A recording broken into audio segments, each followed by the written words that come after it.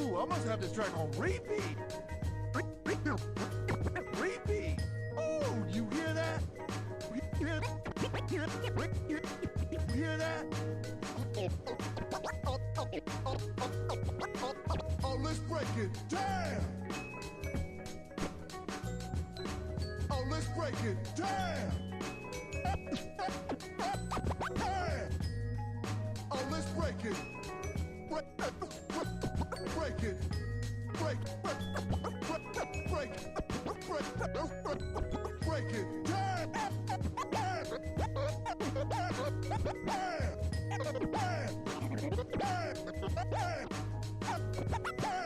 Let's drop the beat. Beat.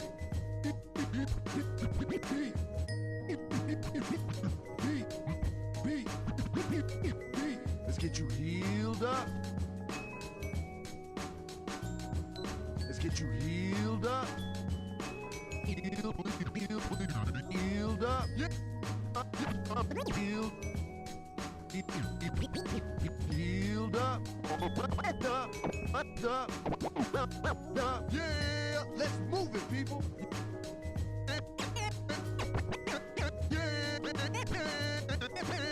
Let's move it, people. Yeah, let's pick it up. Lucio coming at you. Coming at you. Yeah, time to heal up. Oh, turn it up. Up. Turn it up. Turn it up. Turn it up in my headphones. My headphones. Turn it up in my headphones. Audio-medic. Audio-medic. Audio-medic. Move to the beat.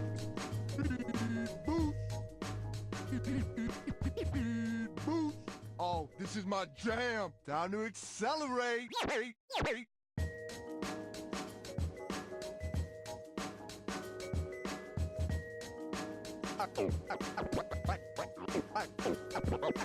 Alright, it's 5, 4, 3,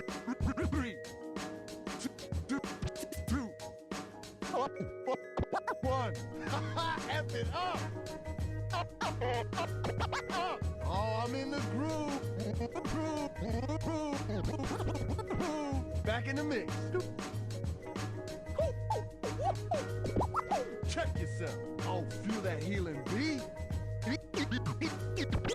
All right, heal up. Heal up. Heal up. Heal up.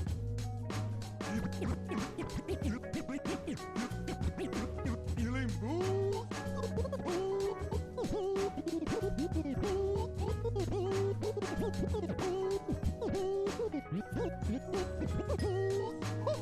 Oh, I like the sound of that.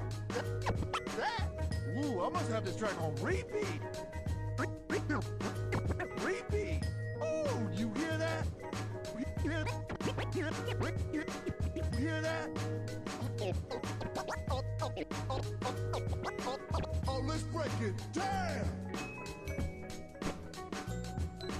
Oh, let's break it down. Oh, let's break it. Break it.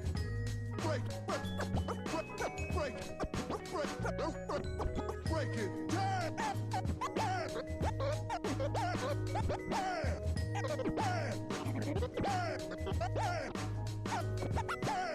Let's drop the beat.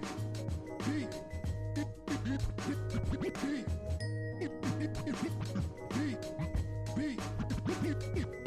Let's get you healed up. Let's get you healed up. Healed up. Yeah. Healed up. Yeah, let's move it, people. Yeah, let's move it, people. Yeah, let's pick it up.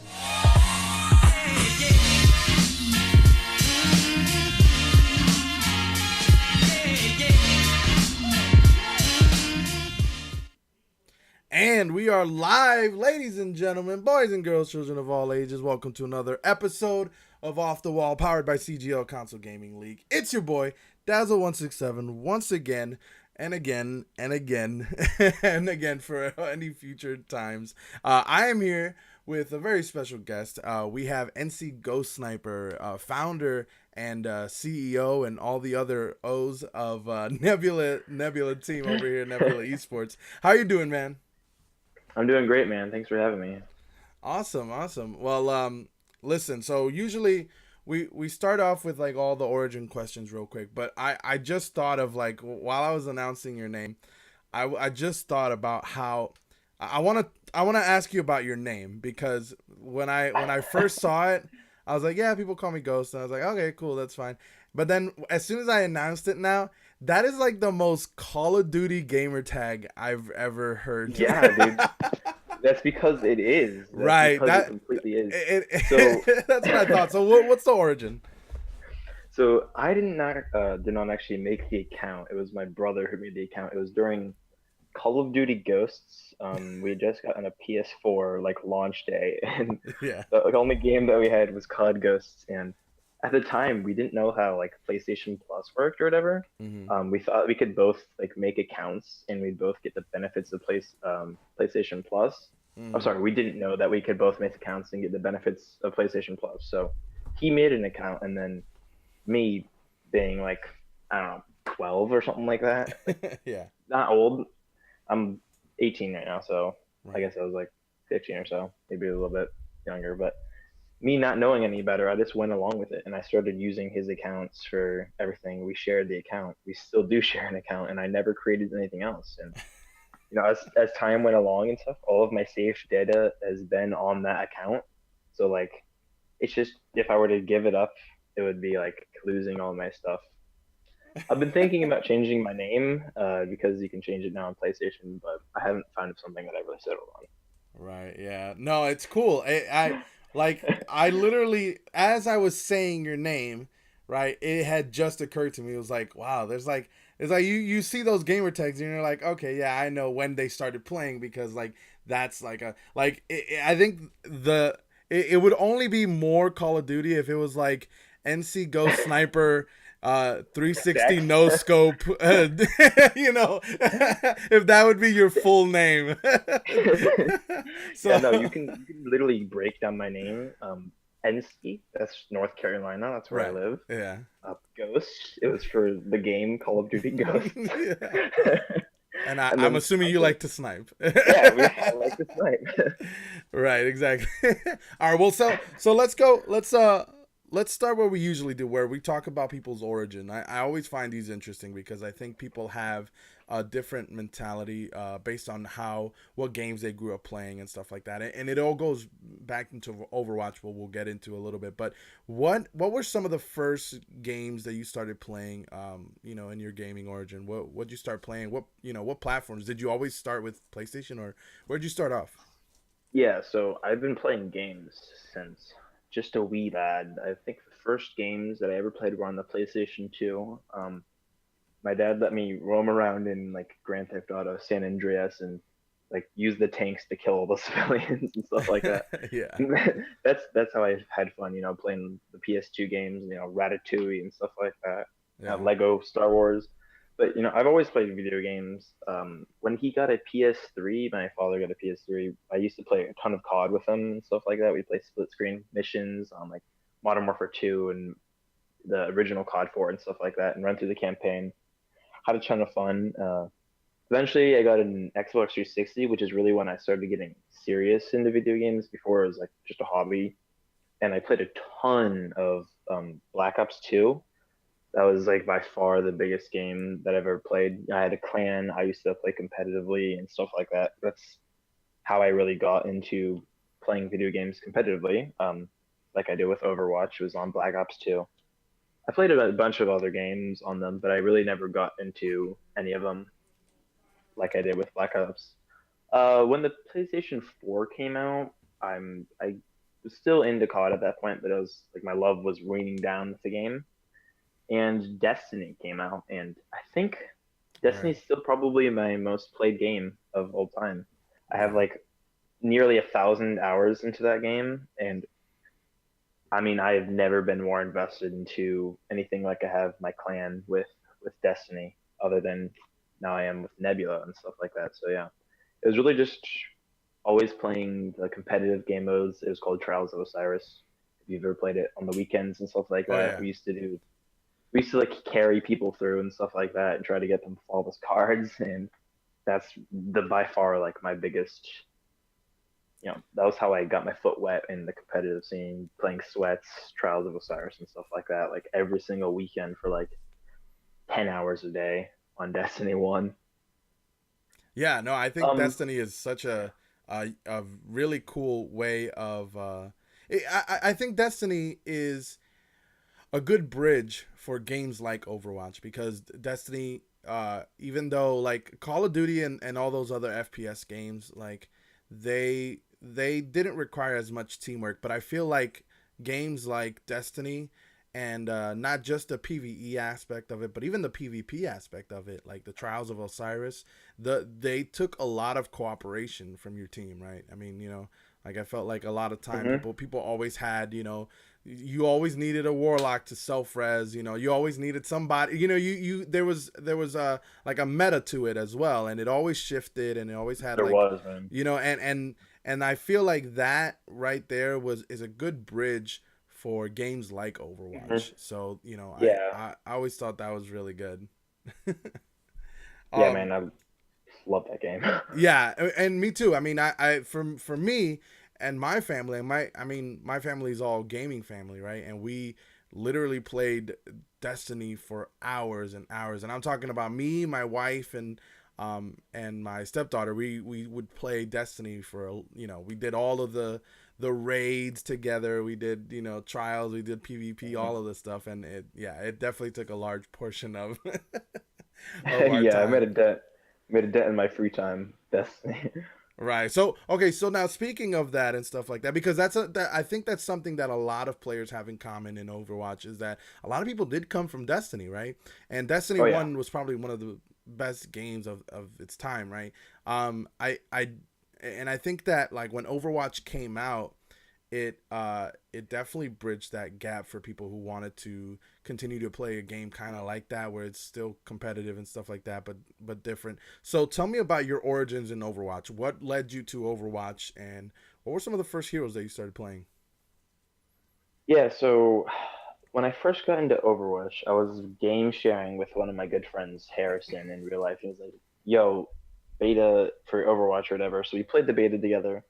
I had a pretty good time. Pretty sure I one tricked May or something like that, but it was a solid time. Then the real game came out, and he offered to game share it with me on the PlayStation 4, and I got like hardcore addicted day one, and I played like 7 hours straight of McCree. Mm. So that was definitely the first character that I ever played. I was really really into it for like the first 2 weeks, and then something came up in my life, and I just like kind of didn't have the time for both Overwatch and like everything in my real life. So I didn't play video games for like a solid month or two, other than maybe a couple hours on the weekend. But when I came back around when season one was starting, was when I really got into playing characters that were tanks. So the Mm. first tanks that I got started on were like the off tanks. Roadhog was definitely the biggest one. I think it's still like my second most played character. I was really, really into Roadhog when he was OP, and you could, hook through walls and one shot Oh basically yeah. everything that you touched. Yeah, I But remember those days. I also played a good bit of Diva and stuff like that. And off tanks were by far my most common character. I didn't get into the competitive scene for a while. I think it was the summer of 2017. I Oh started wow. my own team Hmm. because I saw something on Reddit about one, and I was like, "Holy crap! This seems like so much fun to be actually having a good time and playing Team 6v6 like actually competitively rather than going into comp and just getting frustrated." So I started my own team. It was called Astronomy or something like that. There are some players that are still around. I think Taz. Um, I'm not sure what his actual name in game is now, but like he was one of the first players that I played with long, long time ago, back like 2 years almost at this point. But we played together for like a summer. We disbanded after that, and I came back the next summer in the very beginning of it, looking to get back in. I had gotten really addicted to Overwatch and playing tanks again, especially Reinhardt. Reinhardt's probably my favorite character in the game. Okay. And during that time, I tried out for a team. I think it was low diamond, high plat at this time. That's basically where I've been my entire career. And I tried out for a team. It was called the Texas Titans. I got in on the team, and we played with that name for about a month. Then the owner of the team, his name was Truly Neutral, just decided that he didn't want to do it anymore, and he disbanded the team. Mm. I took that as an opportunity because I was having so much fun, just like step up and take over ownership of the team. And we stayed under the same name of Texas Titans for 2 or 3 weeks until Truly Neutral fully quit. And I was like, all right, dude, I've been doing everything already for the past like 5 months, not Yeah. 5 months, 5 weeks, I guess. So like I'm just gonna rename the team and have it be something because it's basically already my team.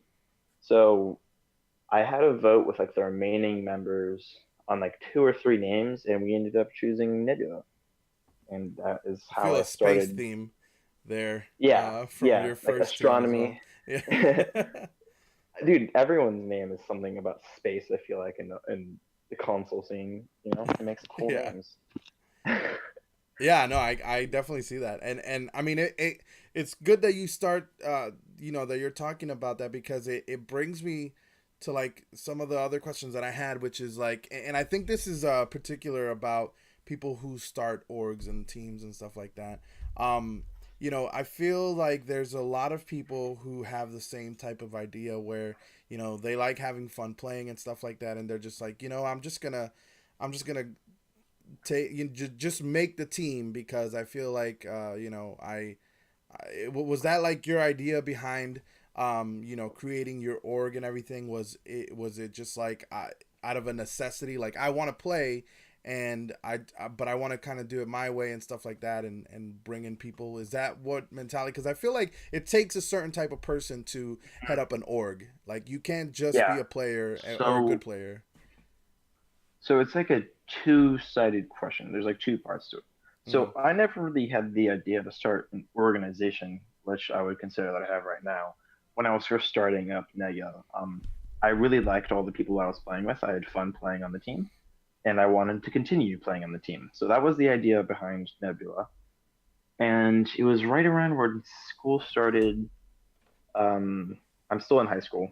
School started this year, and it was like I just got too busy, like way too busy. I'm taking extremely rigorous courses this year. Thank God I'm almost done with it. um, so I decided to take a step back and from playing, and I was like, the team was, it was going through its ways, its cycles and stuff like that, its ups and downs. We had to rebuild a couple of times, but we were always at least mid-tier team. And I was like, around, I want to say maybe December, maybe November, we decided that we wanted to have a sister team, a part of Nebula, so that we can use them as practice. So when we had this idea, unfortunately, it failed massively because like all the people in our sister team just never showed up to scrims and stuff like that. So Right. it was about the time where CGL comes around and they have it divided up into all the tiers. Mm-hmm. And we were like, hold up, wait a minute. We could get teams in all these tiers. So one of my good friends, Radar Gun, he was already planning on taking a step back from tier four. He wanted to work with lower tier players and stuff like that because he felt like he could have a bigger impact. Said that he was going to start up a tier two team. So we called that the Resolute. They're now called Nebula Resolute. Okay. And he started up that team. From there, we started up a tier three team, which was called Team Gravity. So we got some of my ex players that I'd worked with about 2 or 3 months before, and we asked them if they would like to come back and help run the team. So his name was Dark Poison, I believe, and we had him head up the tier three team. all of us like staying in the loop and stuff like that. And Okay.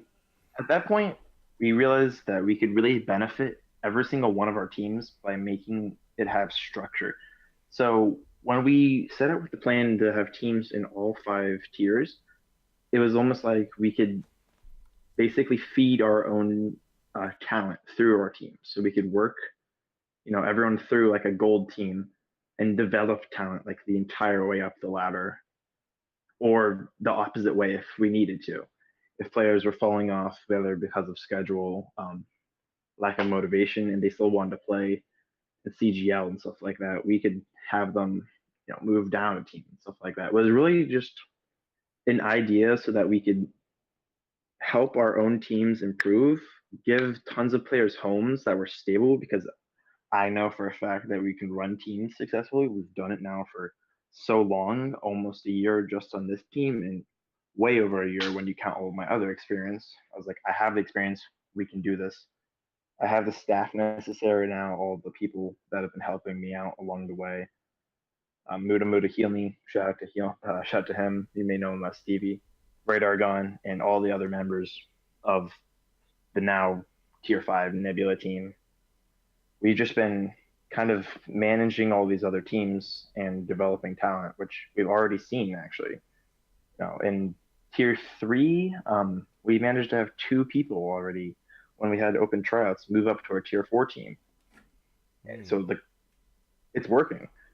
It was Yeah. it was more so built out of a desire to have our own teams improve Right. more than anything else, I'd say. Well, let me ask you something, because I think this is that kind of goes into what you're talking about. You mentioned to me that a lot of your teams are playoff bound. What do you attribute that success to? Because you were mentioning how, you have been successful at like creating a farming system for your players where they, you develop them and you create that synergy, and even some of them have eventually moved up the tiers and stuff like that. So tell me about that. What do you think makes your organizations and teams so successful at doing that in particular? So obviously you have to give a lot of credit first off to just the players who are there putting in the work and stuff like that. If it wasn't for them, none of it would really work. But to start, it goes from like every single time that we're working with them. So to start, it's just the talent selection. I think that we have really good eyes when we're picking up new players, and we understand what makes like what the good qualities are for talented players and who can mesh well and make a well-rounded team. The second thing I would say is probably coaching.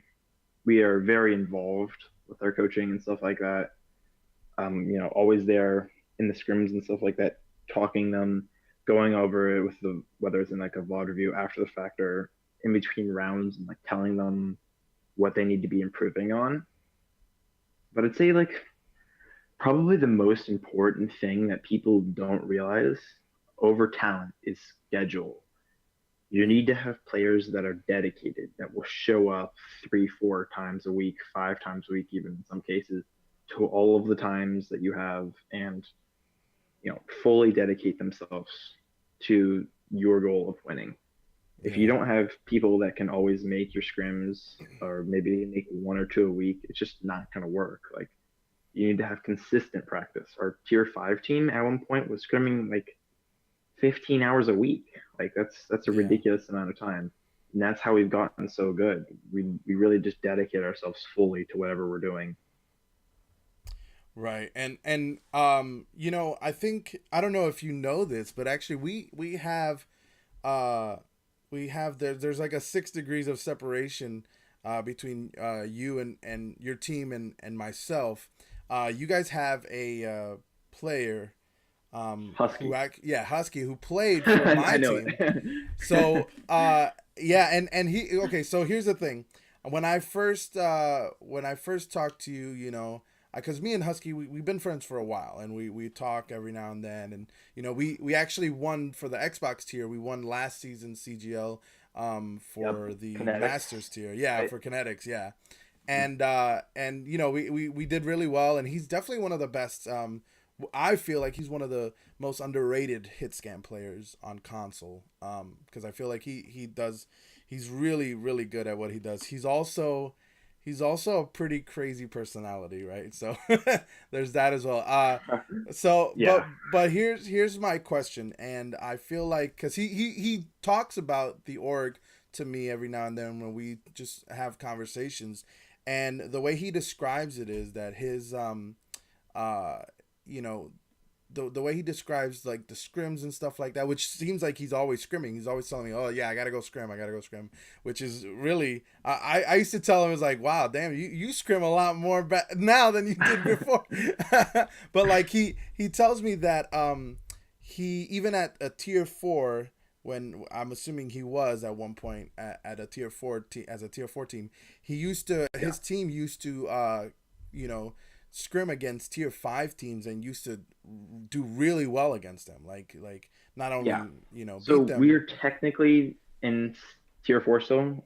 We say tier five for like the main Nebula team now because everyone has hit GM except for Yeah. like one person, and we've already picked up a ton of new people for next season that are way over cap. We are fully investing in the GM, but I'll let you continue.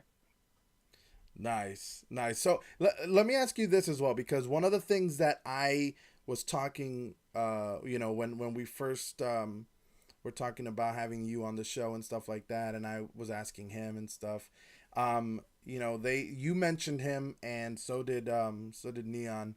He also mentioned that the Muda Muda, right? Am I saying that right? Yeah, He's Muda a kill me. yeah, he's a big factor in your guys' Massive factor. growth in Mhm. and in the team. Explain to me and give me some detail about his impact on your team. So Muda is by far the most involved player Mm. on in the entire organization. Like this dude is feels like always on Discord, like in 7 different channels, typing at the same time.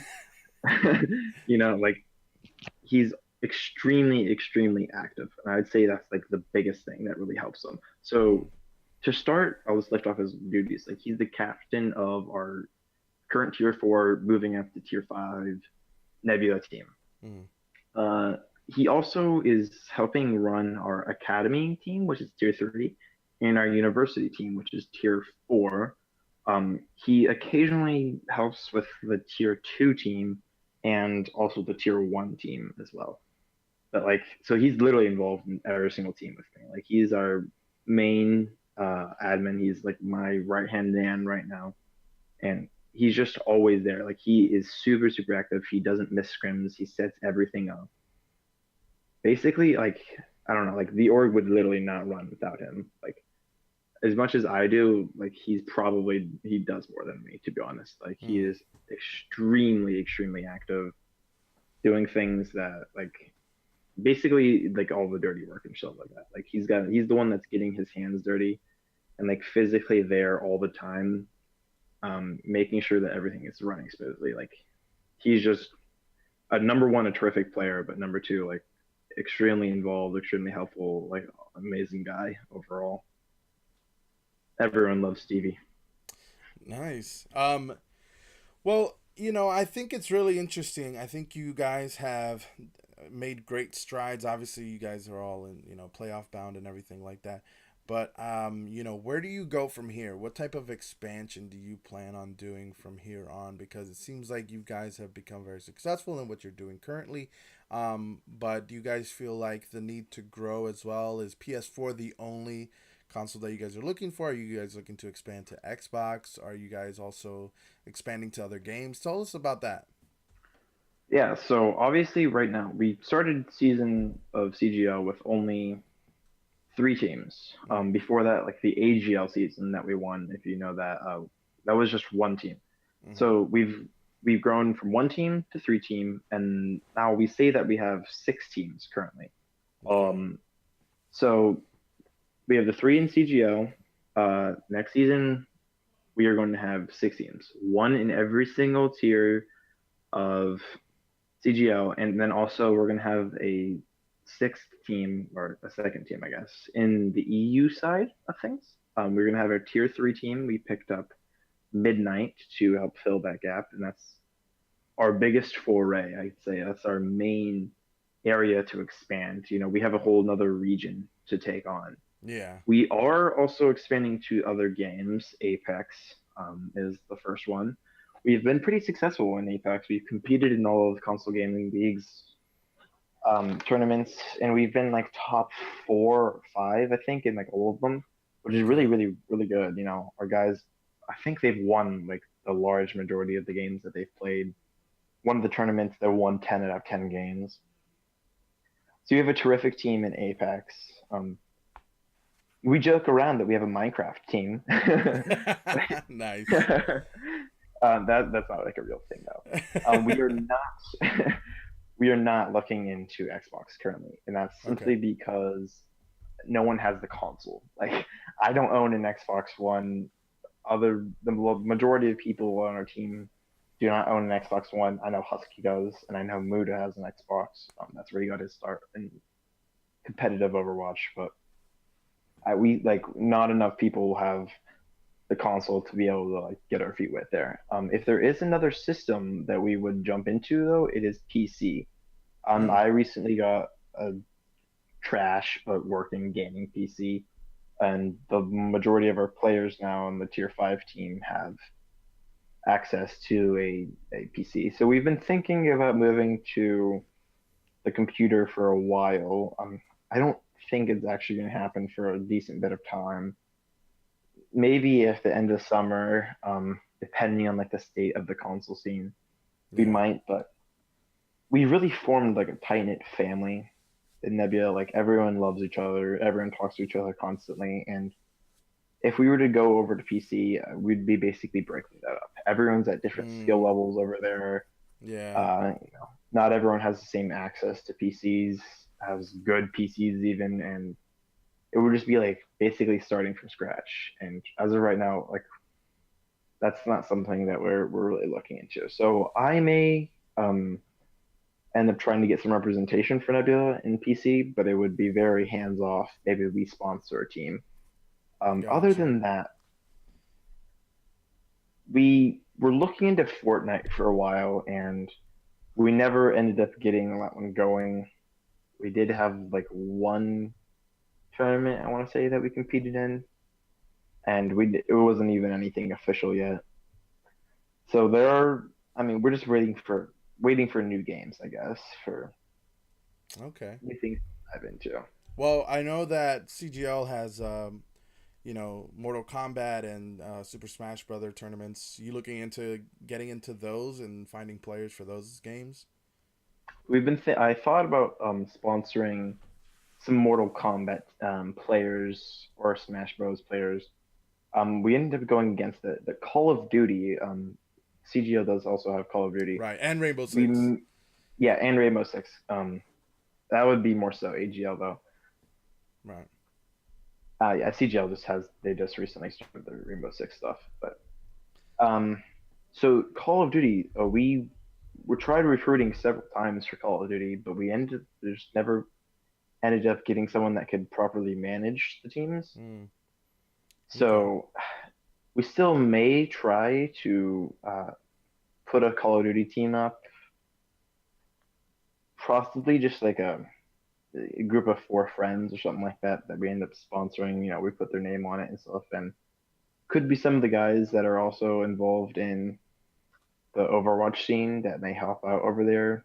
That was originally how I got the idea for it. One of our players suggested going into Call of Duty. Gotcha. That would be the other game that we go into, if any. Headrammer in the chat is asking if you are putting together an Uno team. So yeah, I'm actually a professional Uno player. I'm ranked number one in the world.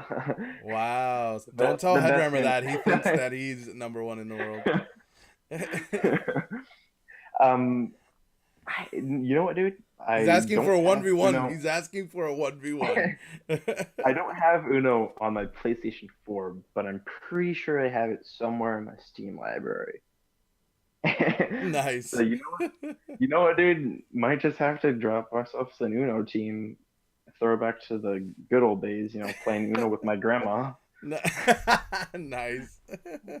Well, you mentioned to me before that you work closely with Amateur Games, and you as a director of social media, right? So tell us about that collaboration with CGL, and just a little bit more about like what you do as a social media director as well. Yeah, so quite obviously, I work with the social media. So Yeah. basically, I have access to all like their Twitter, Instagram. Think they might also have Facebook. I don't really post on Facebook very often though. Yeah. So the main thing is there, but it's also their website. So they have, a website, amateurgamers.com, and we post articles and stuff like that on the website about currently right now we're doing siege articles. So I actually edit all of the articles and then post them on the website. So if you ever see an article done by amateur gamers and the grammar is incorrect, I sure hope that they posted it without me knowing about it. Gotcha. Yeah, that's the main thing. I don't want to leak anything, I guess, because Yeah. it's nothing that's been formally announced. I know the Overwatch League has been announced by AGL though, so I will go ahead and talk about that. So whenever that comes out, I'll be in charge of doing the articles. We want to do them on a weekly basis and stuff like that. Okay. Analyzing, we've had a couple ideas. Maybe we do like one spotlight article a week. We could do some summary articles of all the Overwatch games and stuff like that, and really just get everyone more involved within the league and being active and you know really, I guess, just staying in the loop and stuff like that. Yeah. So that'll be the main thing whenever they have the EU um, Overwatch bracket start. That's supposed to be after OWL, though. I want to say it's a while from now. Yeah. Um. And there's some COD stuff too, but that'll be the same thing. Oh, okay. So, we, I guess this is in the same vein about like the OWL and stuff like that. Um, Tell us about your because you mentioned to me in the past that you watch OWL a lot, that you spend a lot of time on Overwatch, basically is what you mentioned to me, and that Yeah. so I want to hear your thoughts on the differences in meta, because I'm not a PS4 player, and I often get told, hey, do more PS4 people, do more PS4 people, and I'm more than down, but I don't understand the scene as much. I don't know many of the people and stuff like that. So so I guess this is a two-part question. So A, what do you think the difference is, specifically for PS4, the meta difference between people on PS4 and like contenders in OWL? Like, do those compositions translate correctly to the PS4? Do you see people playing them at a higher level? I'm assuming you watch a lot of the scrims for your own team and stuff like that. hmm So I would definitely say that it's similar to OWL, but I think the main difference is that it's only similar because we think it's the correct thing to do. So we watch the Okay. pros and then like we try mimicking them. Obviously we can't do that, and there is a ton of differences really. Like we still can run 2-2-2. We can still run dive and be successful on console, especially PS4. Like we run many comps that do not involve goats. Like when I think of the pro scene, it has kind of shifted a little bit less goats, but it's mostly goats or triple Yeah. DPS. Yeah. We do not have to run that much goats. Like we can get Pharahs and Widows and Tracers and all those characters still, and they're not even close to being as dead. So we're not like as hard locked into the 3-3 meta as OWO and contenders are. Um, we are quite diverse, and also we're ahead of them in the patches, so we don't get a chance to like continue on tournaments and stuff like that. Like on one Yeah. single patch, we have to always adapt based on what's ever being patched in. And like currently, we play Baptiste like a ton. We love Baptiste, especially in 3-3. I'd say Nebula was never really a goats team, but then BAP came out, and now we love running 3-3 with a Baptiste involved. We think it's an Yeah. amazing composition, and we've been extremely successful in it. Like we put so much time into it that we're beating out teams that are like hundreds of SR above us, just by running that strategy. Nice. So it's definitely similar, but like we're much more free to do what we want. Far will always be good on console. Yeah, yes, right. Because I think the hit scan portion of the console players, obviously, there's good hit scan players. I mean, I mentioned how I think Neon Blue Rain is probably one of the most underrated hit scan players.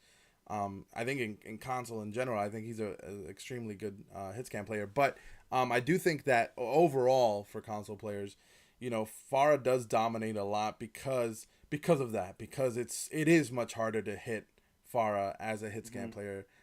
There are people who do a good job of it, and it's definitely not like impossible, but Possible. yeah, exactly. So, but yeah, I definitely feel like that's the case a lot of times. So I think that you're right about the versatility, right? Because and I think it makes things more interesting to watch as well. Because when you watch a CGO game, and regardless of the tier, I mean, whether you're watching gold all the way to like top 500, in regard on Xbox or PS4, the versatility is there. You can have a team that runs 2-2-2, or even somebody who just hard one tricks a Mei, and but because they're so good at that character at their elo, they can carry a lot of times and do really well, and that shows a lot more versatility within our scene as far as console goes than OWO, where even if Hmm. you are a good Mei, or a great Mei for that matter, because she's not quote unquote meta, um, then it'll be hard to just put insert her into every comp. Whereas Yeah. console, I feel like you can do that no matter what, because it's based on how good the players are, right? Yeah, in ways I feel like it's almost better to play on console than it is to play on PC sometimes because the meta isn't as defined on console as it is on PC. Now, during the heat of the Goats meta, when Goats was the best, we like completely quit running Goats. Like we basically never ran it. It was like none of us really liked running Goats, and we found more success playing a variety of compositions. Like we love bunker comps, man. Like especially Orisa and Bastion. Chinchiller, our main tank, is an amazing Orisa. He was ranked number one at one point on Overbuff. And then Husky and stuff like that. Husky has some of the best tracking you'll ever Yes. see on console. Like it's pretty nutty. So we put him on Bastion and like we're Oh, unstoppable yeah. sometimes, man. Oh, Yeah. I know, Like but he loves his Bastion. I think at one point he one tricked him for a whole yeah, season on 4.3 or something like that. Just by playing yeah. Bastion. That's how people knew about it. It was like, oh yeah, he's a one trick Bastion. It's like, well, he's not really, but he just did it for the lulz, I guess. Yeah, just does things for the memes occasionally. Yeah, no, And he does it exactly. well, surprisingly. Doesn't underperform. Yeah, and you're speaking about like how you guys weren't really a goats team, which is funny because I had the same type of experience for my team, for my kinetics team back last season, when we had Neon Blue Rain or Husky.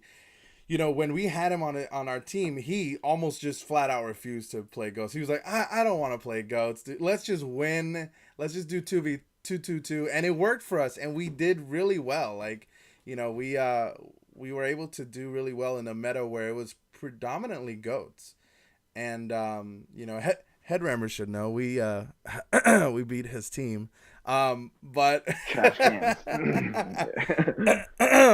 finals champion.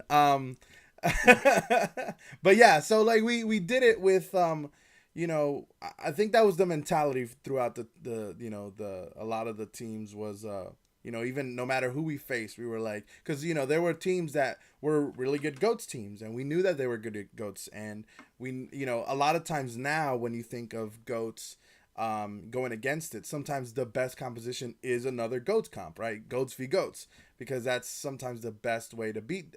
But for us, and I'm assuming for you guys as well, and in the console scene in general, goats is almost like you don't necessarily have to go goats v goats. You can win against goats with your own composition as long as you're good at that composition, right? I feel that's the biggest difference. You feel the same way in your case for the PS4 scene and your guys' teams. Oh yeah, man. Like absolutely. I feel like in some cases it's almost like worse to run goats because you put yourself at like people don't run it correctly. I'll just like say that. Like people do not run 3-3 Well, correctly at all. it Like takes a lot of synergy and a yeah, lot of communication. they're Yeah, extremely uncoordinated teams and they only run it because they think it's the meta when they would be better off just like trying to really allow their DPS to perform to the best of their abilities. well, also mechanically, I feel like Yeah. mechanically it's less dependent on, hit scan is a very mechanical dependent thing. So you can beat somebody mechanically if you're just better mechanically. But if you're not, and you're Mhm. just swinging your hammer, or you're just defense matrix or whatever it is that you're doing in goats, you don't have to depend on that as much, right? So I feel like that's also it. Your team wins based off your synergy and communication as opposed to mechanical skill. Yeah, I would completely agree with that. And to be honest, dude, I think that there's people think that there's like a difference between Xbox and PS4, and I think that it's much smaller than people Yeah. would agree. Like when I sorry would think because if you think about like we're both using controllers and we're Mm-hmm. both locked at the same frame rate and like the player base really isn't that different. Like if you think one thing works on Xbox, it probably does in PS4 too. Like I don't really think that there's as big of a difference between the two scenes as people think. You can just say console, and I think that it applies to basically everyone on console because we're forced to use controllers, and Yeah. the controller might just be the greatest thing ever when it comes to giving us diversity of compositions, whether whether people believe that you can not run goats or not. Like it's just plain facts. You can run other things and have success because we've done it. Yeah, and Headrummer makes a good point in the chat. I've made this point in as well, in other interviews and just in conversation. I think cross platform between consoles would be amazing because I think there's an inherent rivalry because if you go on Twitter and you look at the top 500 players for each console, there's always some sort of beef of like, well, I'm PS4 and I'm better than those Hmm. people on Xbox, and I'm from Xbox, I'm better than those people on PS4, and I think that there's a narrative there that is would be It's amazing awesome. if we could get a Mhm. cross platform for consoles, because obviously there if we cross platform with PC, I think that would be too overpowered for console players. You're going against people from PC who are top 500 is a huge difference. I think there's a huge skill gap between grandmasters and top 500 players at the PC level than there is at the console level. Not saying that there aren't good console players that could probably transition to that style because I interviewed Joystick, who is a former Xbox top 500 player who moved on to PC, and he is in the top 40 right now on PC. Like he's an extremely good player, as well as many other players who came from consoles. So it does exist, but I do think that there is a big skill gap between players. So, but yeah, what are your thoughts on cross platform and the idea of that rivalry and that narrative for the Overwatch? Yeah. So if there's anything that could revive the console scene and like really give it the biggest boost it's ever seen, it would be cross-platform between Xbox and PlayStation 4. Like Absolutely. that would, I mean, queue times would be shorter. There'd be so much more competition. You'd have a greater variety of people that you're queuing with and stuff like that. It would be so good for the state of the game. And then you get into the rivalry portion, and like, Well, oh you my would have God, dude, console it is, wars. You would have actual yeah, console wars, which would be yeah, fantastic. it is unreal, dude. Like the amount of rivalry that there is, even without like there being cross-platform. Hmm. I'm pretty sure, like, I was pretty confident for a while that PS4 was better than Xbox. Like, I was high on PS4 for a while. I was like, yeah, we're better. because of one simple reason. Like there are more people that own a PlayStation 4 than there are Right. Xbox One. Like there's double the amount of sales. I was like, logically, the only logical option is that PS4 is probably better because we just have so much more talent to pick from. Right. But like over time and stuff like that, I would say it's kind of like if there was any gap between them, it's shortened, if not gone the way that Xbox is actually slightly better currently. It's really tough, man. Like people always point to the fact that I think it was Space Esports or something like that. The team that ended up winning it was they were all from Xbox. Like they had PlayStation 4 for like a week, Yeah. and they went and won like a $10,000 tournament, and it just like completely rolled the competition. Like they didn't drop a single map or something like that. And I was like, huh, and Yeah. I think the biggest thing is like the top teams on PS4 have disbanded, and there hasn't been anything that really has taken their place. CGL has obviously, you know, created more concentration of talent in one place, which has Yeah. been really really good for both publicity and like the actual state of competition. But it was like Fissure. You probably don't know the team. They were called Fissure, and there's another team called Fractal and stuff like that. And those two were like the top PS4 teams for a while. It was like all top 100 players. Hmm. Avalon, I think, led Fissure and stuff like that. And they were really really good. Like I've never seen teams play that well on console. Like Yeah. they, the way that they knew the meta on console, the way that they coordinated as a team, I was like, there's not a chance in the world that anyone on Xbox could defeat them. But over time, like people say Xbox has a more competitive mindset because of all the people that came from COD and stuff like that. Like the people that bought Xbox Ones for the Call of Duty exclusivity, they came in with the competitive mindset and they stayed on Xbox and stuff like that. And I kind of disagree with that, but I think that there's so many there's different factors that I yeah. would just love to see Well, I play think off. there's an argument that can be made on both sides, right? I think one of the biggest things that I've heard as far as on the Xbox argument is that like we also have even though we have a smaller player base than PS4, we also have a lot of people who have transitioned to PC, yeah. PC Overwatch and Hmm. have been Tensa, very successful. Exactly. People like Tensa, Goats, the yeah, entire Goats team. Like, right, right. Gator as well from Xbox. Uh, people like Halo and I mentioned before Joystick as well.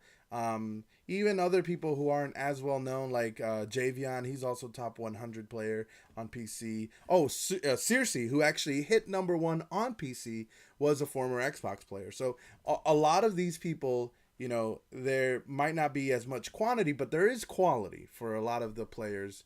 Um, yeah, and I feel mhm. like it's actually, in a way, it's like I look at the CGO on like, all the teams for both of the Xbox consoles and the PS4 console.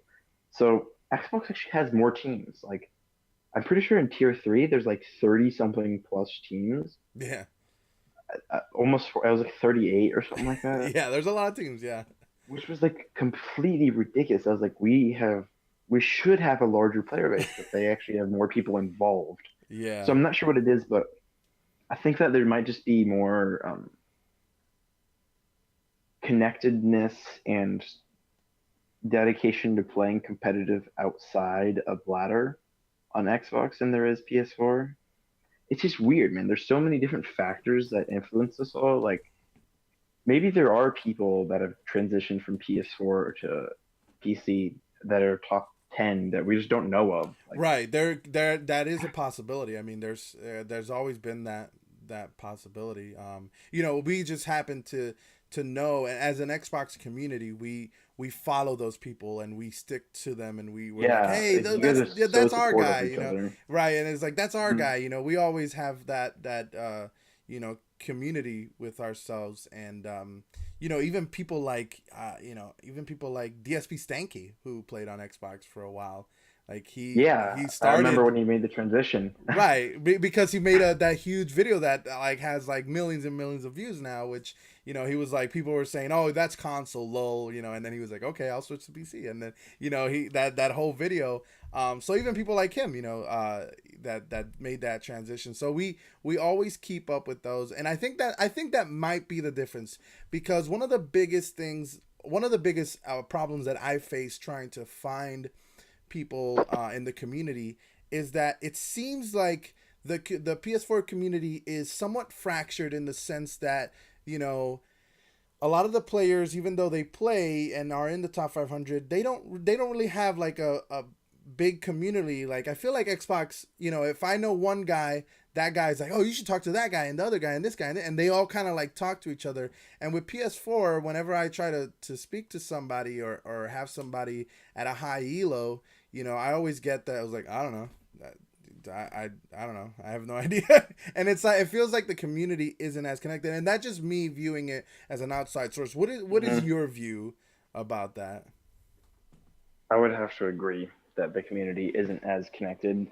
Um, I think that it's harder for PS4 for some weird reason to stay connected with like their higher tiers and stuff like that Do you think it's because than it is for there's players that are Xbox. casual though? Because I feel like even though you guys have a quantity of players, do you think there's just more casual players in PS4 than there are like real competitive players? Man, I think yes. I think yes. That probably is the case. It's tough to know why it's like that, like why the people are so casual. Uh, I don't know. It's like there's so many different factors that could really influence the entire discussion around it, and I struggled to keep up with the tier 5 teams, like the Mm-hmm. GM teams, when I was playing in Diamond. And I think console gaming league has done a great job of bridging that gap. You guys Yeah. have always had that connectedness, and we haven't had anyone like that really. I mean Right. AGL in a sense, but I think CGL has done like more publicity and more connection so that you guys can like really stay together. And you've had tournaments like the Tensa tournament and stuff like that, which have just gotten so well publicized from like even outside sources such as Jane, Yes. Yeah. that Absolutely.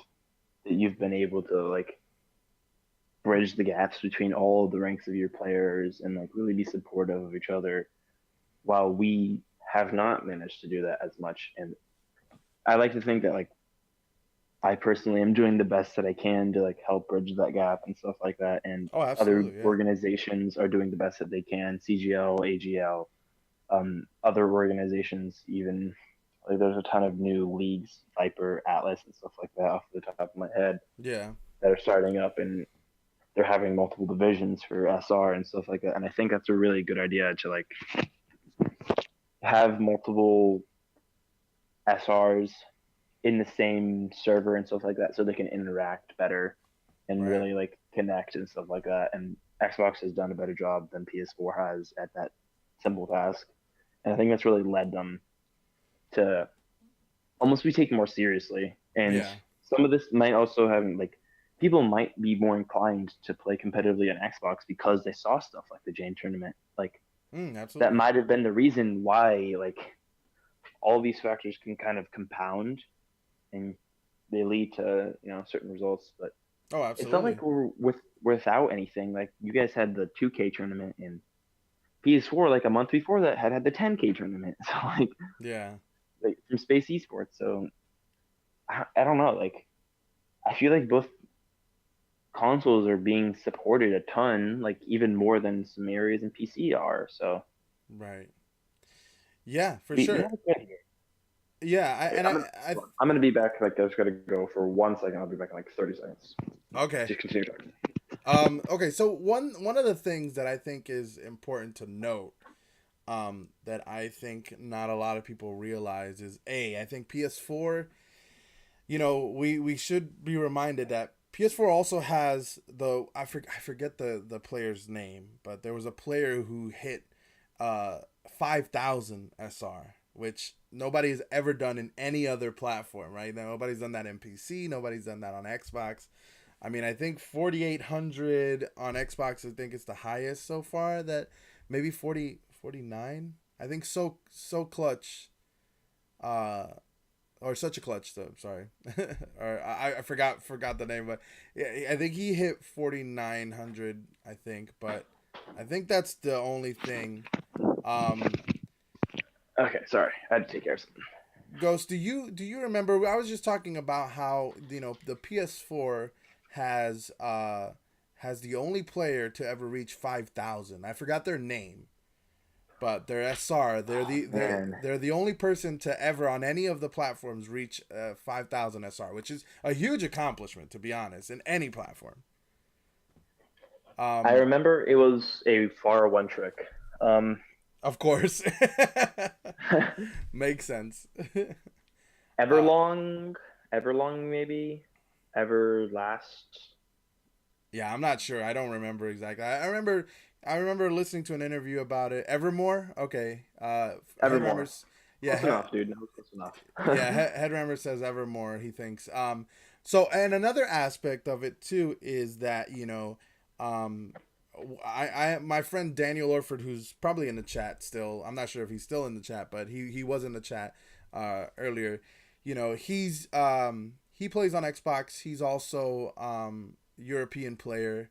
Um, our European uh, our European player base is very small, very small. In fact, some of the best players from Europe, I mean, don't really have that high of SR. I think top 500 starts at Yeah. like Masters. 37 or yeah, Masters pretty much Mm. 37, 3,800. So I mean, I don't even think that we have that big of a player base for Europe. However, PS4, I was speaking to Galaxy, who's another one of the admins for CGL, and Hmm. he runs his own team and stuff like that, and he was saying that it's the opposite. PS4 has a thriving EU scene that has quite a bit of their GMs, their top 500 starts off at like 4,200, which would normally be what Xbox NA starts as well. So that is another thing to think about too, that our EU Xbox scene isn't as developed as the PS4 EU scene as well. So I mean, Yeah. there's So different factors.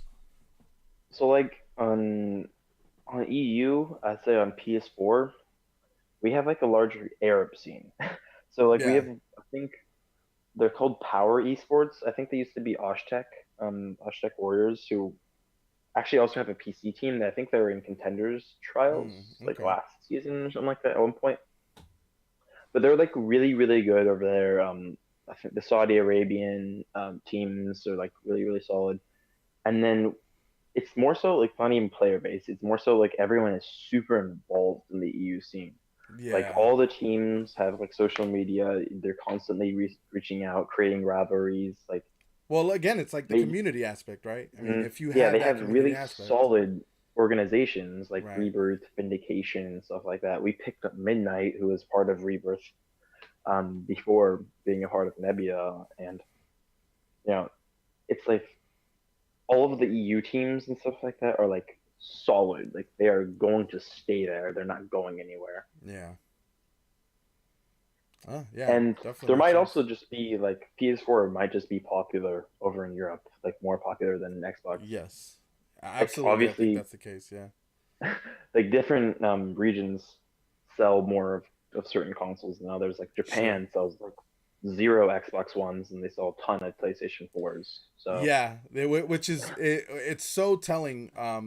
Xbox Asian for the Asian top 500, I think starts at like low diamond. like our everyone Asian. plays PC over there. Yeah, yeah, exactly. They're like Xbox. Who plays Xbox? You know what I'm saying? Like, Hmm. yeah, obviously, I think because PlayStation's made by Sony, that's an Asian company as opposed to Xbox, which is a North American company. So I think that does culturally make a big difference over there as well. So yeah, I do think that. Well, listen, I mean, I think that's most of the time and questions that we had so far. I think that I really appreciate you coming by and hanging out and talking about the PS4 scene. I definitely learn a lot more from it every time I get somebody from PS4. So listen, I appreciate you coming by. Yeah, man. Thanks for having me on, dude. It was super fun. Glad that we, Absolutely. could talk for a good hour and stuff like that. Yeah, I even learned a lot definitely. about like Xbox and stuff like that. I didn't realize that you were the actual owner of Fanatics. I was for a while, and then people like Neon Blue Rain drove me crazy. So I was like, listen, He's driving me crazy too. right. So I was just like, listen, I just want to like, I did what I needed to do. I'm just gonna like ease on down and just let somebody else take over. You know what I'm saying? So yeah, that was part of it. But I'm yeah, doing the opposite of what you're doing right now, man. right. But yeah, they drove me crazy. So I was just like, you know what, like, I got the bragging rights down. All right, I'm good with that. Yeah, I'll you stay. won. You won Yeah. season 5. Hey, you chilling? Yeah, I'm chilling. I'm chilling. But yeah, cool, man. Well, listen, thank you so much for being on. For anybody who's watching right now, tomorrow we are going to have iNumlocks, very popular streamer, for Xbox. He has. We're gonna talk about his gaming experience, all of his stuff, as well as having Swift Special from announcement. Sweet CGL. Exactly. We're gonna have a special announcement regarding streamers. So if you're a streamer, you're gonna definitely want to watch this tomorrow. That is going to be, I believe, 5 p.m. is what we have so far for CGL's for CGL Swift. He's gonna be on at that time, and then 6 p.m. Eastern Standard Time is when we will have iNumlocks on. And Ed remembers, who is this Swift guy? So yeah, we'll have that. Keep an eye on that. That's gonna be huge. I think we have quite a few console streamers, and up and coming ones and stuff like that. And I think if you are one of those people, definitely look out for that. So stay tuned for that. That'll be good. Ghost, thank you so much again for being on the show. Hey, man. Appreciate it. Pleasure's mine. Yeah, if you ever wanna come back, if you ever have any news that you wanna like promote or anything like that. I know you guys have done you mentioned that you've done tournaments in the past. Tournaments. Yeah. Right. So if you have any of those in the future, let me know. We'll come back on the show and we'll promote it, all right? All right, man. Thanks, dude. Have a good evening. All right. So guys, see you later tomorrow. And stay tuned, all right? See ya. Bye.